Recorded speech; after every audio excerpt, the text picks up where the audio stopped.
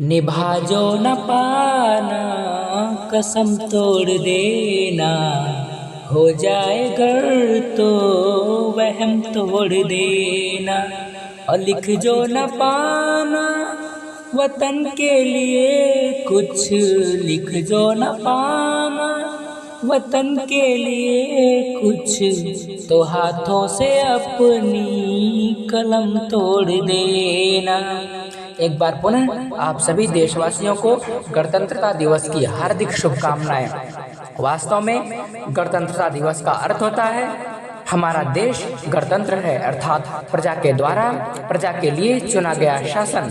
वास्तव में हम यह गणतंत्रता दिवस 26 जनवरी 1950 में संविधान लागू होने के उपरांत मनाते हैं। आज ही के दिन 26 जनवरी 1950 को हमारा संविधान लागू हुआ था।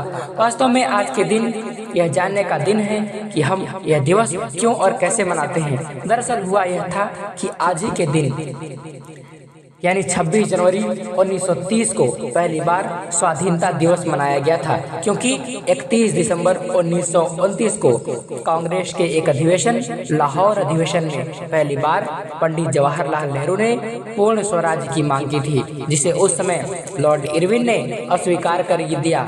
इसके बाद प्रत्येक वर्ष 26 जनवरी 1930 से हम गणतंत्रता दिवस यानी स्वाधीनता दिवस के रूप में इसे मनाते थे, किंतु जब हमारा संविधान 26 जनवरी 1949 को बनकर तैयार हुआ तब हम लोगों ने इसे इसीलिए नहीं लागू किया क्योंकि हम जिस स्वाधीनता दिवस को पिछले 20 वर्षों से मनाते हुए चले आ रहे थे उसे याद रख सके, और इसे एक नया नाम दिया गया जिसे हम गणतंत्रता दिवस के नाम से जानते हैं। हमारे संविधान को 26 जनवरी यानी 2 महीने और वेट करके 26 जनवरी 1950 को लागू किया गया, और तभी से हम इस स्वाधीनता दिवस को ही गणतंत्रता दिवस के रूप में मनाते हैं। वास्तव में हमारे संविधान को बनाने में बहुत सारे लोगों का योगदान रहा, जिसमें से डॉक्टर वी.आर. अम्बेडकर का योगदान महत्वपूर्ण है। इसके अलावा सच्चिदानंद सिन्हा एवं अन्य कई लोग रहे, वी.एन. राव, इन सभी लोगों ने मिलकर हमारा एक ऐसा संविधान बनाया जिसमें हमें स्वतंत्रता, समानता और न्याय प्रदान किया गया। वास्तव में संविधान का अर्थ होता है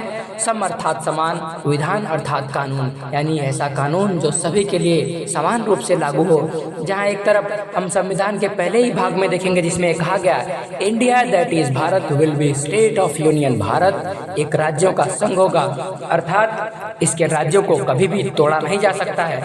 यही अनुच्छेद 2 में यह कहा गया कि किसी भी राज्य को भारत में मिलाया जा सकता है, एवं अनुच्छेद 3 में यह भी बताया गया कि जब किसी राज्य को या किसी स्टेट को भारत में मिलाया गया तो उसके बाद इसके नामों एवं सीमाओं में परिवर्तन किया जा सकता है। इतना ही नहीं, जहां हमें संविधान का भाग 2 नागरिकता का अधिकार प्रदान करता है, वहीं संविधान के भाग 3 में हमें मौलिक अधिकार भी दिया गया है जिसे कभी भी कोई भी छीन नहीं सकता, जिसे हम फंडामेंटल राइट्स कहते हैं। इन मौलिक अधिकारों के अंतर्गत हमें स्वतंत्रता, समानता, शोषण के विरुद्ध न्याय, इस तरह के 6 अधिकार दिए गए। जहां अनुच्छेद 14 से 18 तक हमें समानता का अधिकार दिया गया, वहीं 19 से लेकर 22 अनुच्छेदों तक हमें स्वतंत्रता का अधिकार दिया गया है, जिसके अंतर्गत हमें व्यक्तिगत स्वतंत्रता, बोलने की स्वतंत्रता, घूमने की स्वतंत्रता एवं कहीं भी बसने की स्वतंत्रता का अधिकार दिया गया है। यही अनुच्छेद 23 और 24 के अंतर्गत हमें शोषण का अधिकार दिया गया है, अर्थात हमारे साथ कोई भी शोषण नहीं कर सकता, ना ही बच्चों के साथ कोई फैक्ट्रियों में काम करवा सकता है, ना ही